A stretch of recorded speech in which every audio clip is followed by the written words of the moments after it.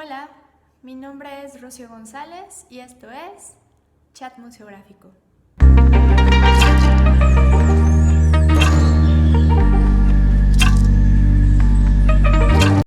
El día de hoy tenemos el placer de charlar con Mara Reyes, licenciada en Diseño Gráfico por la Escuela de Diseño del Instituto Nacional de Bellas Artes y Literatura, con estudios de posgrado y especialización en museos en el extranjero como becaria del gobierno español, en España, Uruguay y Argentina.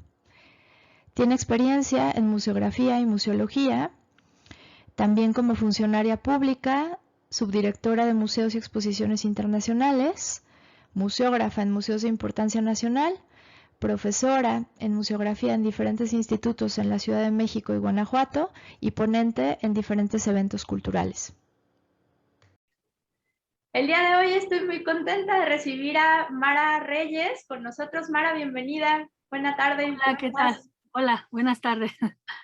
Mara es una museógrafa increíble, es museógrafa, es museóloga, tiene un montonal de experiencias eh, dentro de instituciones, dentro de museos, por freelance, entonces estoy muy contenta de recibirte hoy con nosotros y pues que nos puedas compartir tus experiencias con respecto a diseño museográfico y bueno, las cosas que amas hacer. Bienvenida, Mara. Muchas gracias, gracias por la invitación. La verdad yo te agradezco la invitación porque pues es bien difícil, en primera que le reconozcan a uno su trabajo, ¿no? Y en segunda que haya estos espacios para pues poder compartir las experiencias, ¿no? Que al final es lo que retroalimenta, ¿no?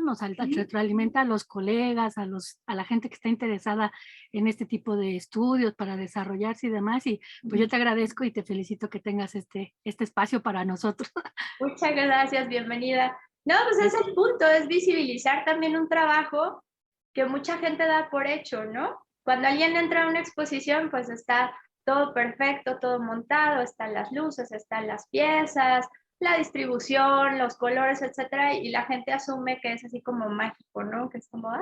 Sí, sí. Y pues pero al final sí es magia, Sí, a porque, veces sí, la porque verdad. transforma los espacios y no sé, faltan 24 horas para inaugurar y todavía dices, todavía le falta, y no sabemos cómo lo hacemos, pero al final está terminado, limpio, ya pulcro todo, ¿no? Para recibir al público. Entonces yo creo que sí tiene algo de magia. Sí, desde esa perspectiva, sí.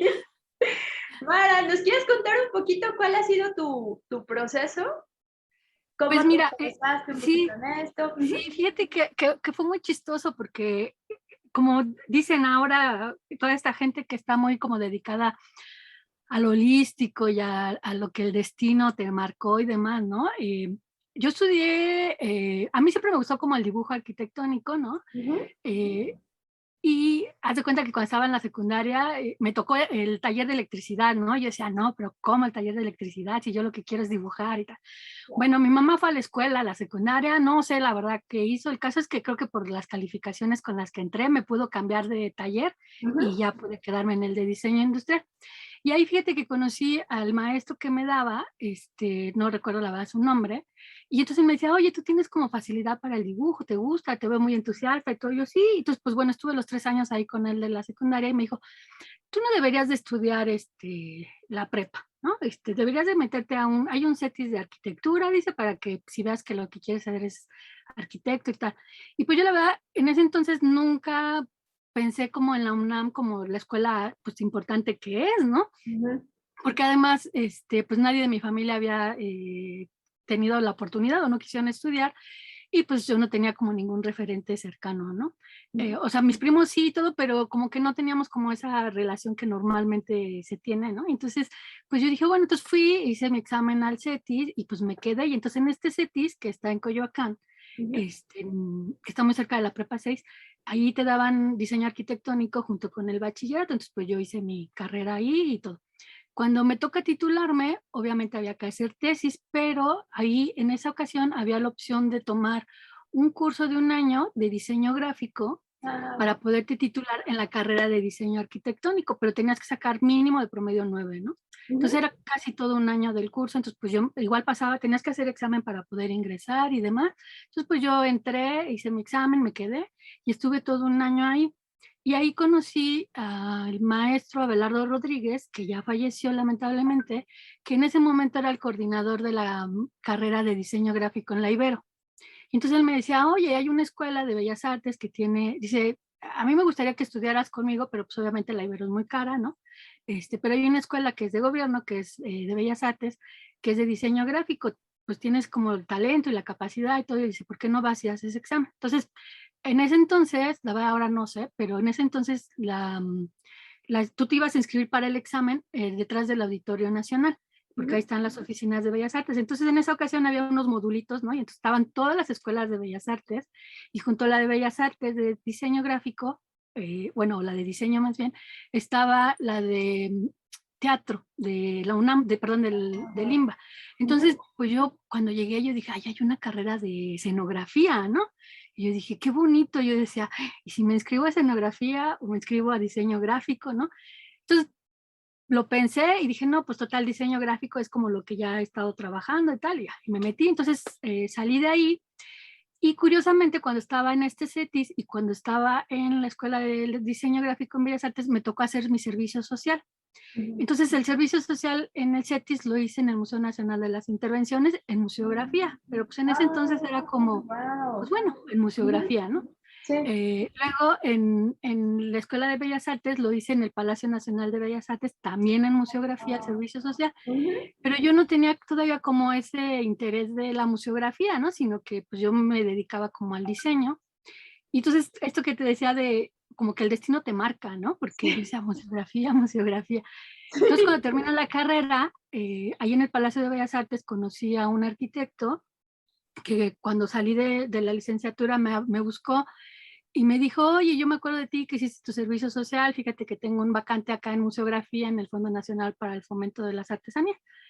Y yo otra vez dije, museografía otra vez, ¿no? Y yo dije, bueno, y pues ya. Y entonces ahí estuve 4 años y yo dije, pues esto ha de ser lo mío, porque no puede ser que la vida me vaya llevando como, Claro. ¿no? A la museografía, museografía. Entonces dije, pues me voy a dedicar a ser museógrafa, pero lo que a mí sí me interesaba es profesionalizar. Entonces estudié un diplomado de museografía en la Escuela de Diseño de Bellas Artes, y luego, por cosas del destino, entré al Museo Nacional de Culturas Populares como una especie de externo, de personal externo para una exposición que dejó plantada el museógrafo que habían contratado. Ahí en ese momento fue como muy importante porque el museógrafo que estaba en el Museo de Culturas Populares había renunciado y entonces estaba vacante la plaza, pero no habían contratado a nadie, pero habían contratado a un museógrafo externo para hacer una exposición. Ese museógrafo externo deja esa exposición, entonces yo tomo la exposición, la termino como persona externa al museo, Sí. y pues yo pedí la plaza, ¿no? Y en ese momento, pues me dijeron, no, no te podemos dar la plaza porque eres mujer, ¿no? Entonces yo así un poco como, ¿Qué? ¿cómo, no? Sí, es que nos hemos dado cuenta por experiencia que pues los hombres tienen más respeto como por los hombres que por las mujeres jefas, ¿no? Entonces yo le dije, pero pues yo he llevado el taller en FONAR y he trabajado muchas veces con hombres y tal. Entonces me dijeron, no, no. Entonces el caso es que pasaron 2 meses de trabajo externo con esa exposición y volví a pedir la plaza. Entonces me dijeron, va, te damos la plaza, pero estás a prueba 2 meses o 4 meses, ¿no? Entonces dije, sí, entonces me quedé 2 años, pero me quedé solo 2 años porque salió yo en este pensamiento de profesionalizar la museografía, ¿no? De no ser solamente como como un trabajo que se pueda hacer, digamos, de manera como que no se confunda con el diseño decorativo, ¿no? Ya, Yo decía, claro. la disciplina de la museografía es más allá que solo decorar espacios o transformar espacios, ¿no? Entonces, pues estuve buscando y me gané el máster, una beca a través de Fundación Carolina para estudiar museología en España. Entonces yo, pues en este afán de seguir profesionalizándole, pues me fui y renuncié a la plaza aquí en México, me fui a España y cuando regreso entro a trabajar al Museo de la Ciudad de México, donde pues tuve la verdad, oportunidad de conocer otro tipo de artesanías, porque, o más bien otro tipo de arte en el sentido de que, por ejemplo, en FONAR, pues era muy dedicado a la artesanía, ¿no? Ujú. Que es, la verdad, una labor impresionante, ¿no? Unas cantidades de exposiciones que hicimos porque ahí podías hacer desde la plata miniatura hasta el barro de Chihuahua o el barro de Oaxaca o el barro de Michoacán o que si el policromado, que si el barnizado, o sea, había una cantidad de temáticas que podías abordar para hacer exposiciones que era impresionante, ¿no? También me tocó ahí enfonar los premios de montar junto con este arquitecto, Jaime Castañeda, que en ese momento era el museógrafo oficial, montar 4 o 5 veces el Gran Premio de Arte Popular, que era mover más de 3,000 piezas, desde miniaturas hasta unas piezas que se llamaban cocuchas, que son unas piezas gigantes de barro, ¿no? Súper delicadas. Y eso la verdad que te da muchísimo aprendizaje y muchísima experiencia de cómo movimiento de obra, ¿no? Ujú. Cómo cuidarlas, cómo exponerlas, cómo sujetarlas para que no se caigan, ¿no? O sea, cómo montar un rebozo, ¿no? Cómo montar una vela que no se derrita por el calor de los reflectores. Entonces, la verdad es que el trabajo te da también, es una gran escuela, y la verdad es que Claro. FONAR fue una gran escuela para mí. Y luego en el Museo Nacional de Culturas Populares, que también era mucho de artesanías, pero también mucho de etnología, Ujú. pues era como conocer este panorama del que nosotros no somos tan cercanos en el sentido de las comunidades indígenas, ¿no? Entonces en el museo tuve oportunidad también de ir a ciertas comunidades. Por ejemplo, hay una exposición que no recuerdo exactamente el nombre, pero era relacionado con la artesanía de Ocumicho, que Ocumicho es una zona alfarera de Michoacán, que a mí me pareció así una de las experiencias más bonitas porque fuimos a la comunidad, ¿no? A Ujú. platicar con los artesanos. En esa ocasión, la curadora Rosa María Sánchez Lara fue conmigo, una mujer muy conocedora y muy preparada, y pues ella en su conocimiento pues me iba enseñando, ¿no? Íbamos visitando artesanos, íbamos visitando la comunidad y fue seleccionando piezas, entrevistando a artesanos. Tuve la oportunidad, fue una experiencia bien bonita esa exposición porque a mí me sorprendió mucho yo nunca había visto en vivo Ujú. un horno, ¿no? De estos de piedra que hacen sobre la tierra, y cómo meten ahí sus piezas para quemarlas y demás, ¿no? Entonces yo le tomé una foto a una de las artesanas haciendo esto, y como me gustó mucho la foto, cuando me tocó hacer la exposición, diseñar la exposición en el Museo Nacional de Culturas Populares, pues la mandé a hacer a tamaño natural, ¿no? Claro. Entonces era parte como de esta parte escenográfica, estas exposiciones Ujú. que hace uno como escenográficas, ¿no? Ujú. Y pues monté esta imagen me hicieron los técnicos que son muy buenos, los técnicos del museo, y me hicieron este horno en vivo, ¿no? Ah, A la guau. escala y demás, y solo pusimos la foto de la artesana a tamaño natural. Pues mi sorpresa más grande es que esta artesana fue a visitar la exposición, ¿no? Y entonces cuando veía la exposición se puso a llorar porque decía que ella nunca había pensado o sea, para ella era como un homenaje, ¿no? A su trabajo, a su Claro. tradición, ¿no? A su comunidad. Y entonces la verdad es que fue una experiencia súper bonita porque era como conectarte, ¿no? Con la comunidad, con ella a través de esta exposición. Entonces son como esas experiencias que no las tienes como fácilmente y que son muy bonitas, ¿no? Entonces, a mí la verdad es que la museografía me ha permitido conocer muchas cosas así, tener como la fortuna, ¿no? Como este contacto con esta artesana, y pues la verdad me gustó muchísimo, ¿no? Entonces estuve trabajando ahí en el museo 2 años, eh, después me gano la beca, me voy a España, regreso al Museo de la Ciudad de México y ahí conozco otro tipo de arte que ya era pues muchas veces más relacionado con la ciudad o más con arte moderno, ¿no? Entonces hicimos exposiciones relacionadas con el cine, con exposiciones de arte moderno, ¿no? Hicimos exposiciones de artistas como Phil Kelly, ¿no? Que lamentablemente ya falleció, pero que es un artista extranjero enamorado de la ciudad, ¿no? Y que hacía unos cuadros preciosos en su propia técnica, reflejando la Ciudad de México, ¿no? Por ejemplo, como él, me tocó también hacer unas exposiciones con temas de posadas, o sea, muchísimas cosas, ¿no? Me voy de ahí, duro 2 años ahí, había ya también pasa que luego no, como que no hay como mucho clic en el ambiente, ¿no? Entonces uno decide pues también decir, yo ya no quepo aquí, mejor me voy y busco otros espacios, ¿no? Y pues bueno, en este cambio de espacio me fui me fui a estudiar, a ver, permite, 2, 4, eso fue en el 4. No, me dediqué a dar unas clases en una universidad privada de diseño gráfico.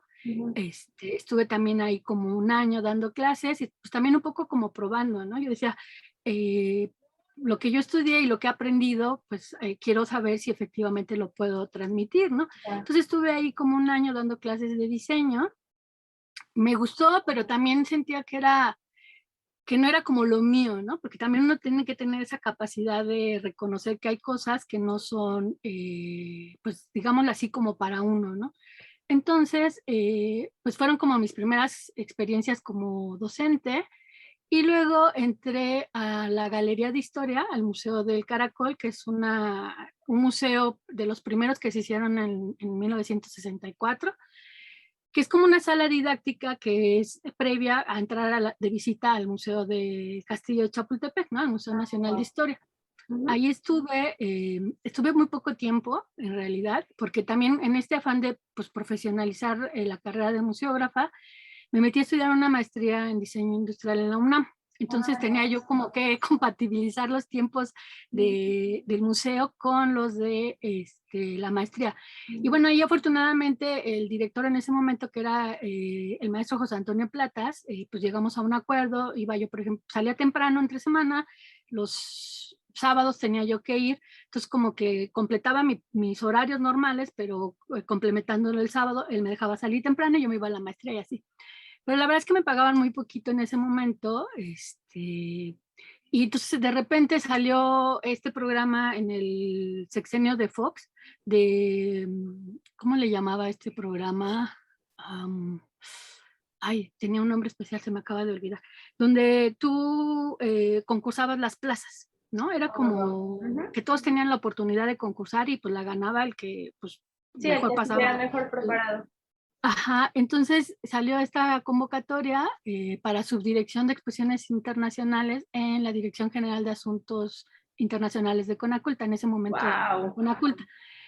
Entonces yo fui, concursé como contra 800 personas, una cosa así, y en el primer filtro, que era llevar los documentos originales de lo que decías que estabas titulado, Sí, pues claro. más de la mitad se fue porque muchos estaban titulados, pero fíjate que no tenían el diploma o el título en la mano porque estaba en trámites. Entonces, así las reglas son claras, ¿no? Hay que traer el título, no lo traes, no puedes participar, así estés titulado, ¿no? Entonces, pues mucha gente se fue.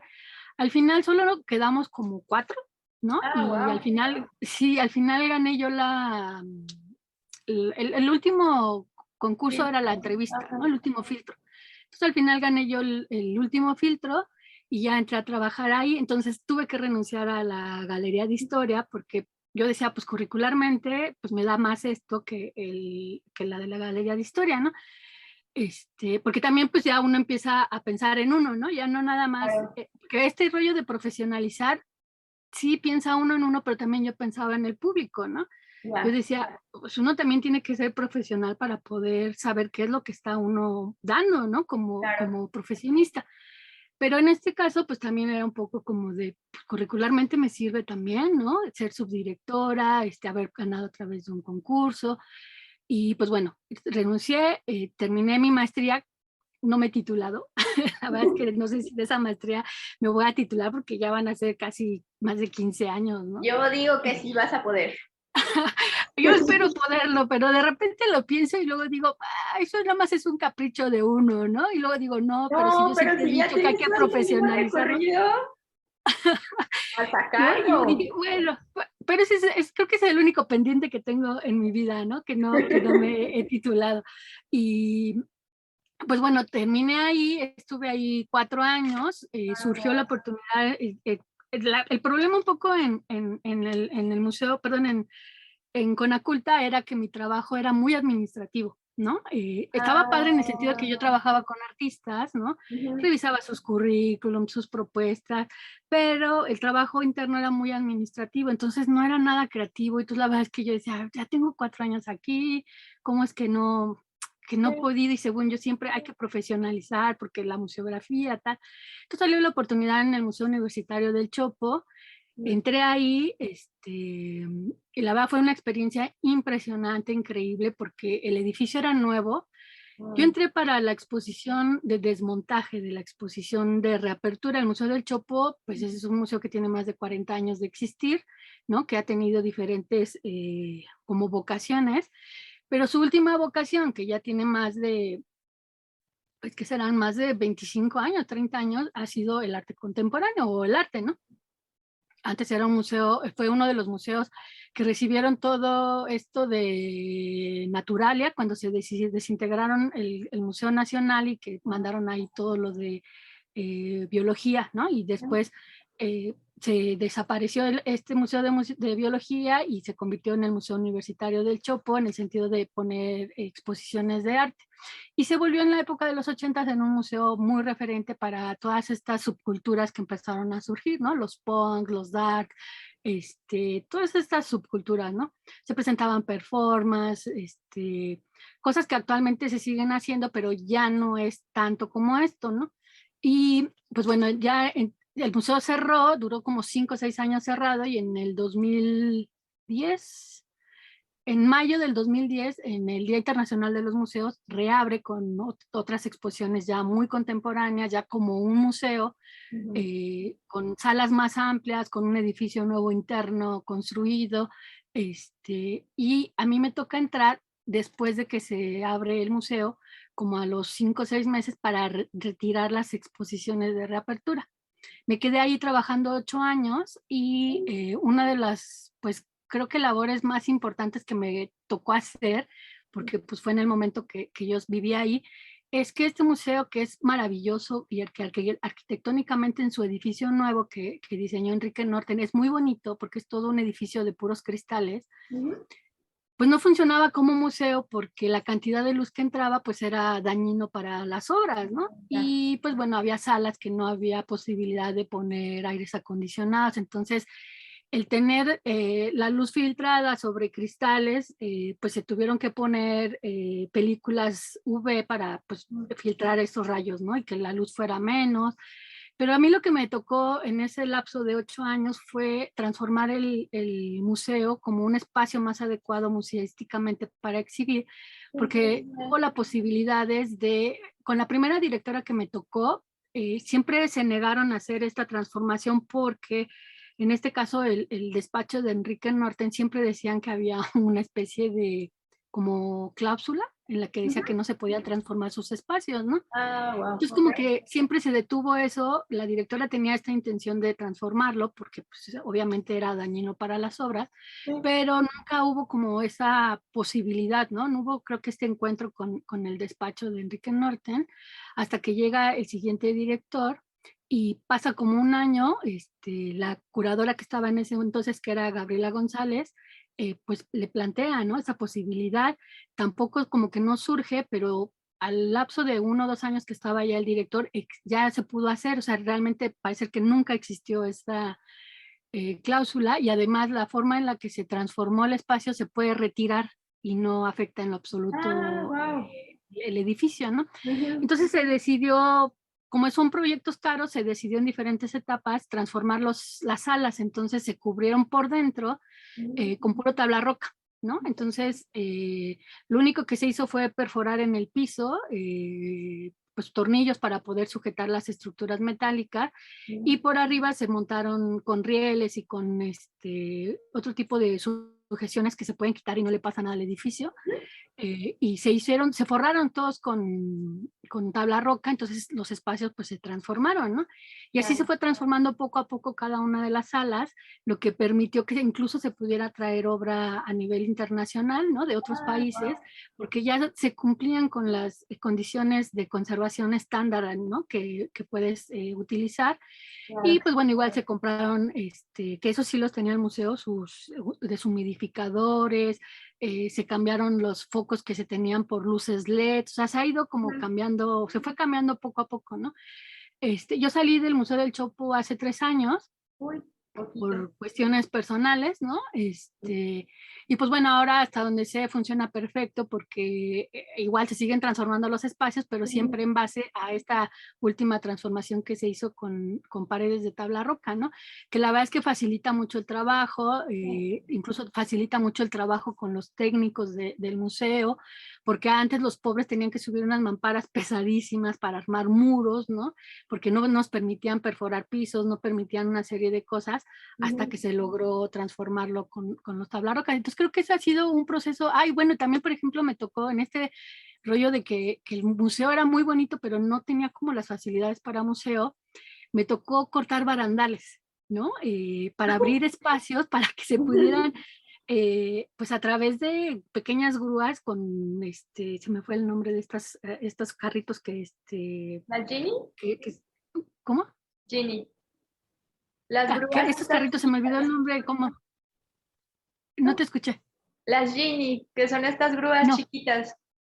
Ah, sí, esas Jennies, pero las otras que tienen, como montacargas, que son carritos montacargas que tienen estas patitas que levantas así, ¿no? Entonces, con estas y con estas poleas, que puedes también subir obra, tuve que abrir 2 barandales en diferentes salas para que pudieran acceder obra grande, de gran formato, porque los elevadores y el montacargas del propio edificio eran muy chiquitos, entonces había cajas que no cabían, habían piezas que no entraban, entonces era, ¿cómo lo hacemos? Entonces yo los tuve que diseñar de tal manera que visualmente nadie se diera cuenta de que estaban transformadas en puerta los barandales, ¿no? Entonces, esa creo que a mí me gustó mucho porque era como aplicar justo, ¿no? Los conocimientos museográficos y museológicos para poder hacer que el museo funcionara mejor, ¿no? Y la verdad es que el que tu director te apoyara para hacer eso también era pues parte importante porque era como decir, de esta manera vamos a trabajar mejor, ¿no? De esta manera no se va a dañar la obra, de esta manera no vamos a negar a ningún artista que pueda presentar sus colecciones, ¿no? Entonces creo que esta parte de poder transformar el espacio a las necesidades reales de un museo, creo que fue una experiencia bien bonita y de mucho aprendizaje, ¿no? Porque pues, obviamente con la experiencia uno va aprendiendo y va diciendo, esto no va a subir por aquí, esto no va a entrar por acá, si hacemos esto sí se puede. Y te digo, recibir ese apoyo, pues también fue como padre, ¿no? El hacerlo. Y ahora, pues bueno, he estado estos 3 últimos años un poquito más como freelance, ¿no? También un poco por asuntos familiares, pero también está padre en el sentido de que pues hay cosas que tú decides qué hacer, ¿no? Si las quieres trabajar, no las quieres trabajar, pues yo creo que también es como parte del proceso de llenarte de experiencias, ¿no? De saber si puedes con esto, no puedes, o si de plano necesitas estar en una rutina, ¿no? Yo me di cuenta yo ahora estos 3 años que he estado fuera de instituciones, que pues me había convertido en una persona de rutina, ¿no? Entonces de repente al principio fue un poco como de, yo no me hallo, ¿no? Porque yo cumplía un horario, yo me levantaba a cierta hora y mis comidas eran a tal hora, ¿no? Ahora es como un poco loco todo el asunto y pues eso te convierte también a fuerzas en tener que ser más disciplinado todavía, ¿no? Entonces vas también aprendiendo de ti mismo, ¿no? Y de la profesión y de los tiempos institucionales y de una serie de cosas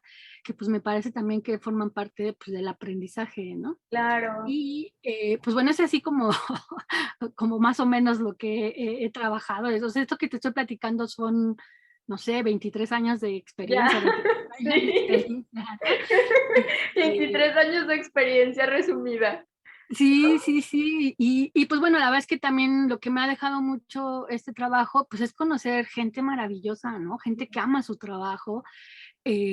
Muchos que se han hecho mis amigos así súper queridos, otros que a lo mejor no somos muy amigos, pero que si nos vemos nos saludamos con mucho gusto, ¿no? Un aprendizaje con mucha gente, ¿no? También saber distinguir que hay gente que nomás es como, ¿cómo decirlo? No sé qué palabra usar, como... Sí, como a nivel profesional me imagino que son buena mancuerna, pero que igual no hay como una también de repente te encuentras a alguien con quien no haces clic, ¿no? Pero igual puedes trabajar. Claro, y que al final hay que trabajarlo, ¿no? Que sí funciona, ¿no? Claro, digo, al final al final uno tiene que dejar de lado lo que piensa uno del otro, ¿no? Si te cae bien, si te cae mal, si hubo clic o no hubo clic, porque la finalidad es presentar la exposición para el público, Claro. ¿no? O sea, no es tu museo, no es tu exposición, ¿no? Sí. Es para el público. Entonces, uno aprende eso, a contenerse, a ponerse límites, a ser más sociable, más, ¿qué se puede decir? Más tolerante, ¿no? Incluso, porque la finalidad es pues presentar la exposición. Entonces, eso también a uno lo enseña a ser un profesional, ¿no? Claro. Y la verdad es que son experiencias súper bonitas porque te dejan mucho como persona, ¿no? Como profesionista. Sí. Y la verdad es que luego logras trabajos muy padres, ¿no? Aunque haya tenido sus traspiés, pero se logran proyectos muy interesantes y demás, ¿no? Entonces he tenido también experiencias muy, muy gratas, experiencias muy desagradables también, ¿no? Supongo que como todos en todas las profesiones, ¿no? En todas las instituciones. Y pues yo supongo que es como el día a día, ¿no? No creo que haya alguien que, ojalá haya alguien que diga que todo ha sido maravilloso en su vida, ¿no? Que todos los artistas han sido la cosa más hermosa, ¿no? O sea, eso sería, pero no creo. No lo creo, ¿no? Pero eso lo hace a uno, pues, aprender, a tolerar, a tener esta retroalimentación, ¿no? Con los artistas, con los curadores, con otros museógrafos, con los mismos técnicos, ¿no? Porque Claro. siendo hombre y yo siendo mujer, me las vi negras en ciertas ocasiones, ¿no? Y uno tiene que aguantar y uno se tiene que amachar y no dejarse y al final te los ganas, ¿no? Al Sí, final, es que también se va generando cierta relación de respeto, ¿no? ajá, claro, Mientras y te ellos respetan, vean que tú igual también, no se vuelven, ¿no? O sea, igual no se vuelven tus amigos, ¿no? pero Pero hay hay respeto un mutuo respeto y de es jerarquía, ¿no? Y ya con eso es suficiente, ¿no? claro. Para trabajar y para hacerlo. Entonces, pues sí, le cuesta a uno trabajo, pero uno, pues ahí se mantiene uno firme, ¿no? Porque la realidad es que uno es lo que quiere, ¿no? O sea, a mí me llegaron a poner estas cosas que le llaman toritos, ¿no? Como trampas, los técnicos y aguantas, ¿no? Y tú dices, ¡ah, qué manchados! Pero aguantabas y al final, por ejemplo, en el Chopo me pasó eso, pero al final duré 8 años, ¿no? Y pues no es fácil, ¿no? O sea, no es fácil y al final pues trabajas y sigues creando y sigues produciendo, ¿no? Entonces un poco eso es como pues lo que me ha pasado, ¿no? Y he tenido la oportunidad de trabajar en proyectos así súper grandes, súper importantes. Otro de los proyectos en el Chopo esto que te contaba, por ejemplo, de Ocumicho, que fue en el Museo Nacional de Culturas Populares. Otra experiencia muy interesante fue en el Museo del Chopo, una exposición que se llama Acaso. Esta exposición es de un coleccionista que se llama Sergio Atreu. Parece ser, lo que yo sé de él es que para producir este proyecto, él visitó hace unos años una exposición en el Museo de Arte Abstracto de Miguel Felgueres, de Felgueres, y ahí estaba montada una exposición que en 1970 se llamó Osaka, como la ciudad de Japón. Y en esa exposición había, me parece, 11 piezas que eran para la Exposición Universal de Japón en 1970. Y entonces a Sergio Trey se le ocurre hacer como el palíndromo de Osaka y entonces llamó la exposición Acaso. Y empezó a tener una convocatoria con ciertos artistas. Estos artistas que participaron en Osaka eran artistas de la ruptura, ¿no? Del arte mexicano. Y lo que pensó Atreu es que fueran artistas que tuvieran 50 años posteriores a la ruptura, que vivieran de su venta de su obra, ¿no? Que fueran ya muy renombrados y que siguieran ejerciendo. Entonces convoca a 25, 26 artistas, ¿no? Hasta donde se parece que hubo como varios, y varios sí se quedaron, varios no, hasta que logra esta colección, ¿no? Y era en base como retomar los muralismos en México, el muralismo tradicional de México, Sí. pero visto como desde el arte moderno, ¿no? Con estos artistas ya después de la ruptura. Y entonces esta exposición creo que se llevó 3 o 4 años en crear los cuadros y la primera vez que se presentó fue en el Museo de Artes de Sonora, el MUSAS, y de ahí se lo llevaron al Museo del Chopo. Entonces eran obras que medían de 3,66 por 4,88. Uy. ¿no? Entonces de repente era, pues el museo no tiene los suficientes muros para hacer el montaje de esos cuadros, ¿no? Ujú. Y me tocó trabajar con la curadora Dulce María Chaparro Alvarado, Ujú. que es alguien a quien yo aprendí a querer muchísimo y de quien aprendí mucho, porque es una mujer espléndida, conocedora del arte, una gran curadora, ¿no? Y trabajamos juntos el proyecto. Y lo que me encantó mucho es lo que te decía, esto de tú colaborar con otras personas y que esas personas haces como clic, ¿no? Y trabajas y se vuelve un proyecto bastante bonito. Entonces, yo trabajando con ella, pues le hago los planitos, se los mando, le digo, ¿cómo ves esto? Al día siguiente me llega con una maquetita, a escala, las pinturas recortaditas a tamañito chiquito. Me dice, aquí está tu exposición, ¿no? Y yo la vi y dije, qué emoción, qué padrísimo que, o sea, en ese entonces a mí no se me ocurrió hacer la maqueta, yo lo hacía todo en plano, ¿no? En bidimensional en la computadora, imprimía mis planos y tal. Y ella llega con una maquetita, ¿no? Así hecha, pues, quizás no perfectamente, pero lo más cercano a cómo iba a quedar, ¿no? Y a mí eso me parece así un regalo estupendo, ¿no? Pudimos trabajar súper bien y demás. También yo aprendí mucho no, fíjate que no recuerdo el nombre de su museógrafo, pero ellos ya tenían junto con Sergio Autre, que trabajaron estas piezas monumentales, un sistema para poder instalar estas obras, estos lienzos gigantes sobre bastidores, ¿no? Entonces eran bastidores de aluminio que se armaban y se desarmaban. Entonces cuando llegó la obra al Chopo, pues eran unas obras así, unas cajas tremendas. Había un cuadro de Eloy Tarcisio, que medía, me parece, 9 metros de largo por 7 de alto, ¿no? Y entonces era como, o sea, ¿dónde está el marco de esto, no? ¿Qué es lo que lo sostiene? Pues resulta que eran bastidores de aluminio, ¿no? Entonces una de las salas se convirtió como en taller de armado, ¿no? Y este museógrafo pues ya tenía todo su sistema procesado, ya mecanizado, entonces ya tenía unos especies de burros, ¿no? De tanta distancia, tal diámetros, alturas y demás, pues para poder poner todos estos 9 metros por 7 de la obra de Eloy Tarcisio, este, en toda la sala, poder poner los tablones encima, poner el lienzo, poner los bastidores, armarlos y demás. Luego los rellenaban con placas de foam para rigidizarlo y demás. Y luego ya te quedaba el cuadrísimo. Entonces después venía el otro reto. ¿Cómo levanto ese cuadro gigante, no? Claro. Y pues ya ahí en el Museo del Chopo afortunadamente había una Jenny, estas escaleras telescópicas de tamaño pequeño, y con otro tipo, con andamios y con otras escaleras, pues a puro Sí, con polea. jalar con poleas, levantar el cuadro, ¿no? Claro. Entonces, eso, por ejemplo, era algo que yo nunca había hecho, ¿no? O sea, había hecho un montón de montajes de otro tipo, pero no un cuadro de 9 metros, de 7 por 9 metros, ¿no?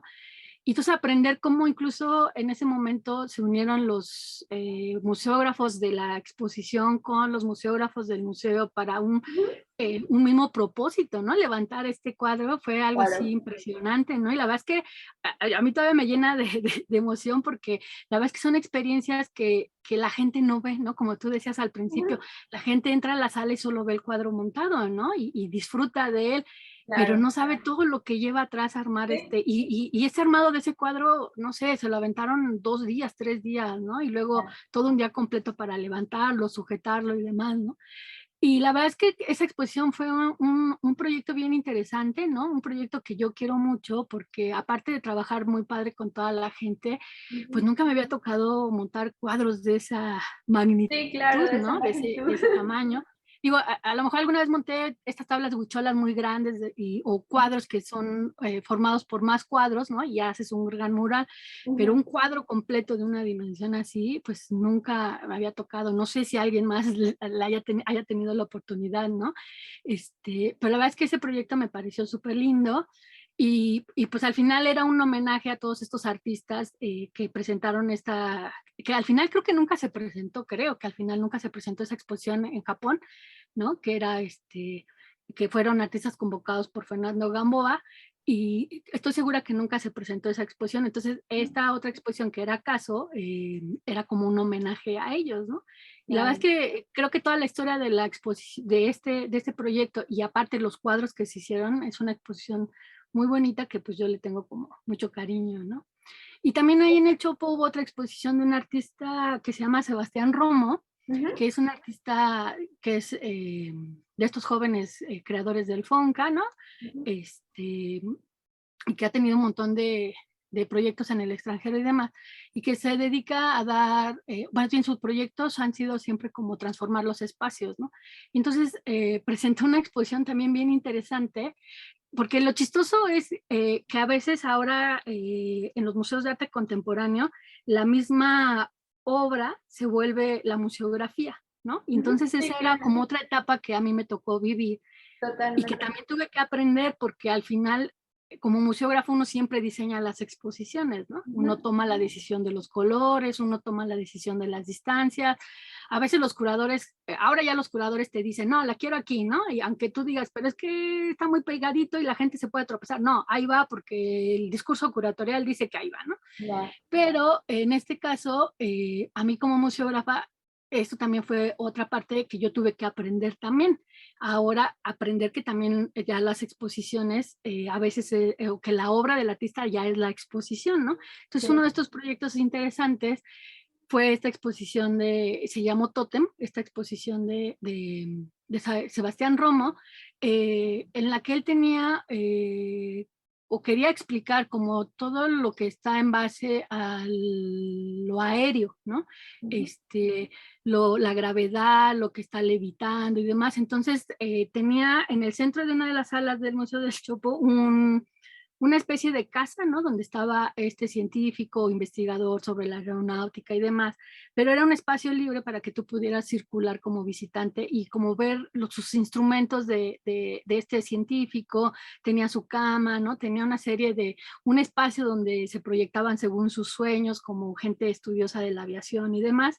Y entonces era una casa que él diseñó, porque este proyecto él lo diseñó, pero lo que yo como museógrafa le ayudé a resolver es cómo subimos, porque él decía, hay que poner esta casa arriba de andamios, ¿no? Entonces, pues sí, pero ¿cómo lo sujetamos, no? O sea, no pueden. Entonces, yo ya trabajando con los técnicos del museo, pues ya decidimos cómo tenían que ir amarrados uno con otro, cómo sujetar la casa de madera para que la gente pudiera transitar en ella y no se fuera a caer y accidentar, ¿no? Claro. Como que ahora eran otras decisiones las que yo tenía que tomar que sí implicaban diseño, pero no era el diseño de la exposición, ¿no? Entonces, también esa es otra parte importante y otro aprendizaje como museógrafa que yo tuve que incluso aceptar, porque de repente eso de, pues si yo soy la museógrafa, yo tenía que haber diseñado la exposición, ¿no? No, ya el artista trae su proyecto y uno lo adapta a esa sala, ¿no? Porque él podría decir, no, yo quiero mi casa de 7x8, ¿no? Y 12 metros de altura y tú, no, tranquilo, no cabe, ¿no? Entonces, como ese tipo era de trabajo es el que yo tenía que hacer. Y se montó, bueno, los técnicos le ayudaron a armar estos andamios, se subió a la casa, se construyeron los canales para sujetarla, todo siempre bajo el acuerdo con el artista y el curador de ese momento, que era Esteban King, ¿no? O sea, todo con pláticas de qué se tenía que hacer. Y había una pieza bien interesante dentro de esa misma exposición que era una avioneta, no sé la verdad qué modelo era, pero que estaba en caída, ¿no? Entonces lo que quería el artista era como presentar el momento exacto antes de que se estrellara la avioneta en la casa, ¿no? Entonces quedaba como si fuera una fotografía en el sentido de que el avión quedaba suspendido ahí, ¿no? Sí, sí, sí. Entonces, otra parte importante que también es padre es que, por ejemplo, cuando yo tuve que investigar y buscar una empresa que pudiera colgar este avión en esta sala que mide como 25 metros de alto ahí en el Chopo y poder colgar la avioneta, pues ya conseguí una persona y pues esta persona que es especialista en colgar bocinas en conciertos y demás, imagínate los kilos que pesan las bocinas claro. y las cuelgan y todo. Sí, claro. Pues él sopesa la avioneta y le dice, oye, esto le dice al artista, esto se te va a caer, ¿no? Le dice, está mal estructurada, yo te amarro la avioneta y te juro que no se va a caer, lo que se va a caer es toda la estructura de tu avioneta, ¿no? O sea, del techo no se va a caer, pero está mal estructurada. Entonces, también esa apertura del artista, ¿no? De decir, ¿cómo la arreglamos? ¿No? Y con ayuda de la curaduría y con la ayuda de museógrafos y técnicos, se contrató a soldadores y entonces esta persona ya le dijo, mira, si tú estructuras de aquí y sujetas acá, sujetamos la avioneta de este lado, no se te va a caer, no se te va a maltratar nada. Entonces, también esa parte de aceptar que estaba mal diseñado, de aceptar que el museo te apoya para mejorar la pieza, sobre todo para evitar accidentes, ¿no? Con el público y demás, también es parte importante. Entonces, al final quedó padrísima porque estaba la avioneta colgada, nunca se cayó,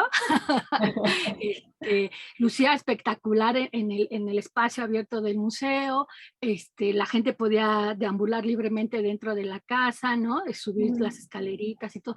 Entonces, la verdad es que son como proyectos que te alimentan mucho los conocimientos, ¿no? Y que te ayudan mucho a detectar posibles fallas en el sentido de qué hubiera pasado si hubiéramos colgado ese avión y se les cae, ¿no? A la gente de abajo. Claro. ¿Qué hubiera pasado si no amarramos bien los andamios y la gente caminando y estos se empiezan a abrir y se cae la casa, ¿no? Sí, claro. Entonces, son como proyectos bien padres porque te dejan mucho aprendizaje, ¿no? Aparentemente pudieras decir nada más, ay, es que se construyó una casa. No, pero, o sea, se construyó bien y se construyó claro, como si la estuvieras construyendo para vivir dentro de ella, ¿no? Entonces, dime. Vamos a tener que cerrar, ir cerrando. Ok. ¿Sí?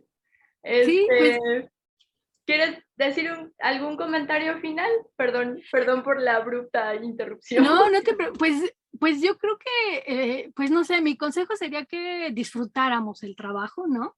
Que sabemos que siempre va a haber problemas, sabemos que siempre va a haber discusiones, que va a haber desacuerdos y demás, pero si te gusta lo que haces, ¿no? Aunque en ese momento tengas el hígado intripado, pues saber que lo que hay que hacer es trabajarlo porque son para el público, ¿no? O sea, todos los que nos dedicamos a los museos tendríamos que tener claro que nuestro trabajo es para el público, ¿no? Y entonces habría que satisfacer esa curiosidad del público, esa necesidad de disfrute del público, esa necesidad de conocimiento del público, ¿no? Y yo creo que teniendo eso en mente, disfrutas tu trabajo, ¿no? Y todo lo demás, aunque te enoje, se olvida, ¿no? Y al final tú disfrutas el proyecto, ¿no? Y si eres como abierto, pues sabrás que es aprendizaje para ti, ¿no? Sabrás que para la próxima vez tendrás que pensarlo mejor, tomarás una mejor decisión, ¿no? Sabrás que puede ser... que puedes provocar un accidente y entonces dices, no, por ahí no va, ¿no? Entonces, uno tiene que estar como abierto a todas esas posibilidades, ¿no? Y pues si te gusta tu trabajo, pues disfrutar, ¿no? Eso creo que es algo que tendríamos que tener siempre presente. Sí. Mara, un millón de gracias de verdad por darnos tu tiempo y venir a platicarnos tus experiencias. Es muy bonito verte, lo mucho que te emociona y lo mucho que te gusta. Me encanta, sí, es algo que, por eso te decía que pues yo bien rara, porque yo no me daba cuenta que la vida me iba llevando por ahí, ¿no? Hasta que dije, pues museografía, pues vamos a seguir en la museografía, ¿no? Claro. Y la verdad es que es algo que me gusta mucho, es algo que no me veo haciendo otra cosa, pues, ¿no? Yeah. Y pues bueno, yo espero seguir estando vigente, claro, seguir haciendo museografía y pues bueno, ¿no? Que muera en el escenario, como dicen. Esperemos que no. Pero no. Una mampara ahí. Muchísimas gracias, Mara. Un placer. No, al contrario, a ti por la invitación. Muy bienvenida siempre. ¿Sale? Muchas gracias. Muchas gracias. Bye. Chao. Les agradecemos haber estado con nosotros. Los esperamos en el siguiente Chat Museográfico.